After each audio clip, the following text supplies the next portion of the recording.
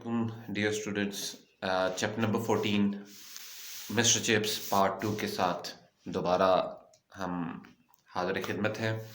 आपको पता है कि चैप्टर नंबर 14 पार्ट फर्स्ट में हमने देखा कि चैट्रिस वो सीरियसली इल हो गया और वो फोत हो गया। और उसके इस दौरानिए में जब वो फोत हुआ और उसके बाद नया हेडमास्टर अपॉइंट करना था, तो चिप्स को एक्टिंग हेड दोबारा बना दिया गया। और चिप्स ने कहा कि मुझे फुल टाइम आपने एक्टिंग हेड नहीं बनाना, यानी मुझे ऑफिशियली एक्टिंग हेड नहीं बनाना, तो मैं उस वक्त तक काम करूँगा और मैं उन वार टाइम कर्नल्स और मेजर्स की तरह हूँ जिन्हें सिर्फ वार के वक्त रैंक मिलता है, तो मुझे वैसे ही कंसीडर किया जाए। चले हम आगे पढ़ते हैं कि आगे स्टोरी कहाँ जाती है। Okay students, welcome back. 14 chapter के साथ पार्ट 2 के साथ हम हाजिर खिदमत हैं। 1917 1918 इसी तरह गुजरता है। Chips live through it all. Chips ये वक्त गुजारता है। He sat in the headmaster study every morning. वो हर मॉर्निंग में हेडमास्टर की स्टडी में जाकर बैठता है।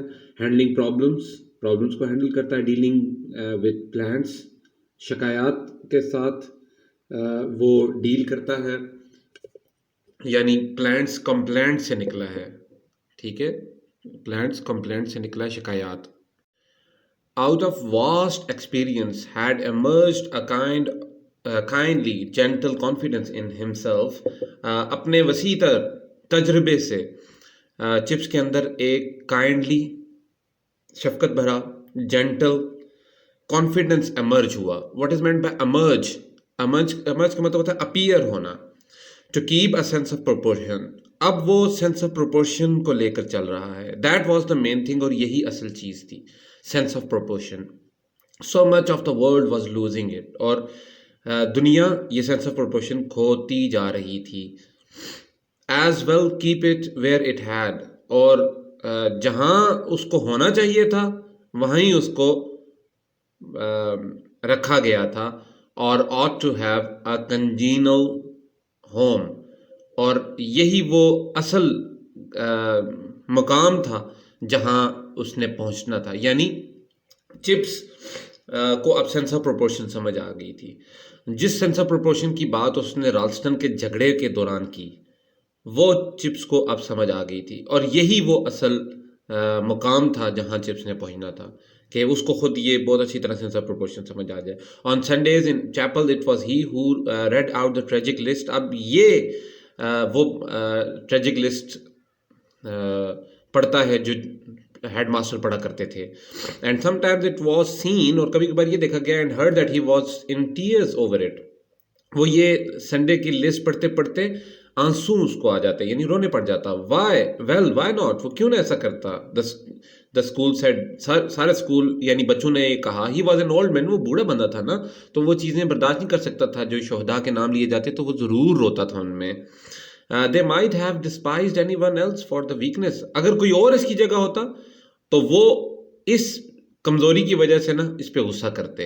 दे माइट हैव डिस्पाइज्ड, यानी वो इस पर गुस्सा करते इस कमजोरी की वजह से कि बंदा रोता क्यों है।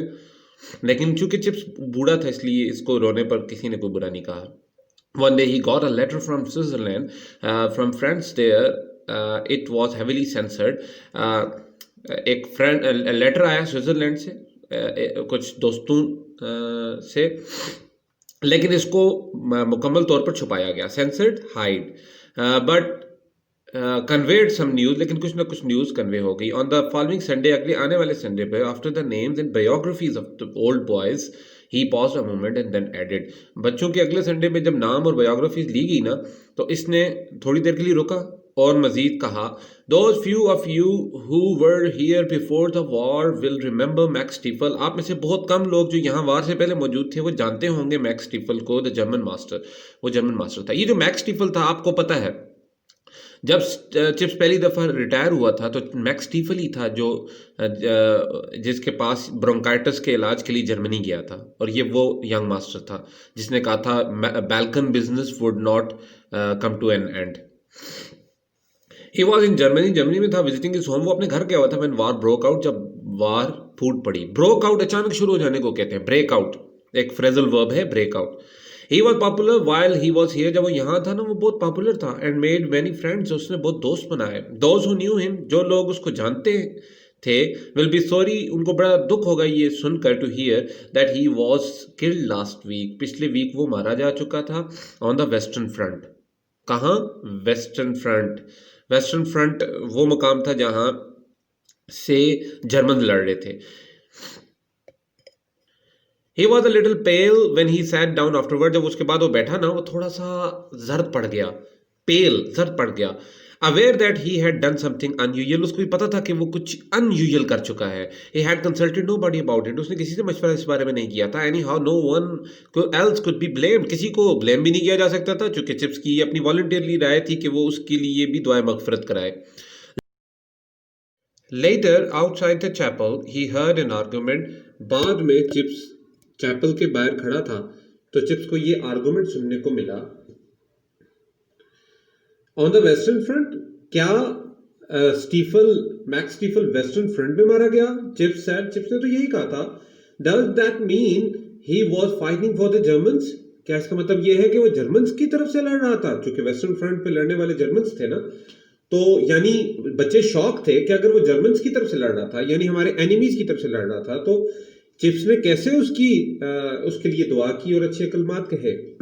आई सपोज इट डज, एक बच्चे ने कहा मुझे लगता है ऐसे ही है। Seems funny then to read his name out with all the others, और दूसरे बच्चे ने कहा कि कितनी फनी बात है भाई, उसके नाम को दीगर बच्चों के नाम के साथ लिया गया।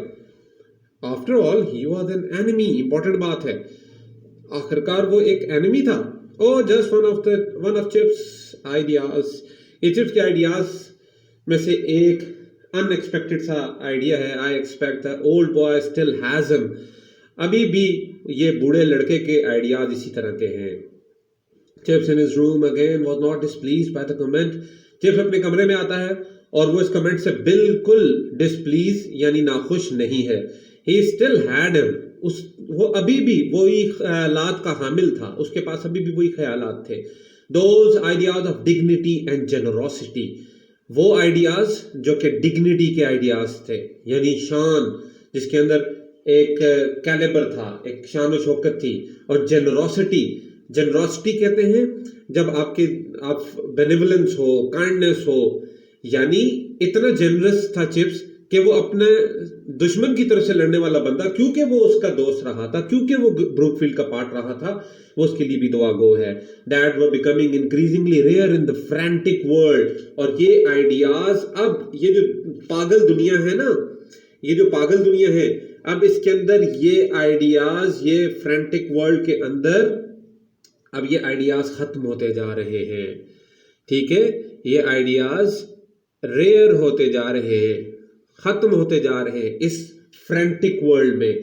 फ्रैंटिक होता है जनूनी दुनिया में। एंड ही थॉट, उसने सोचा, Brookfield will take them to from me, Brookfield भी ये ख्यालात मुझसे लेगा as organisation, but it wouldn't from anyone else, और ये आइडियाज को कहीं से नहीं मिलने। Once asked for his opinion of bayonet practice, और एक बार उसका ओपिनियन लिया गया। बैयोनेट प्रैक्टिस, ये एक तलवारबाजी की प्रैक्टिस होती है, being carried on near the cricket pavilion, cricket pavilion के पास वो प्रैक्टिस हो रही थी। ये जंग दिनों की बात है कि बैयोनेट प्रैक्टिस हो रही थी और क्रिकेट के पवेलियन के करीब हो रही थी।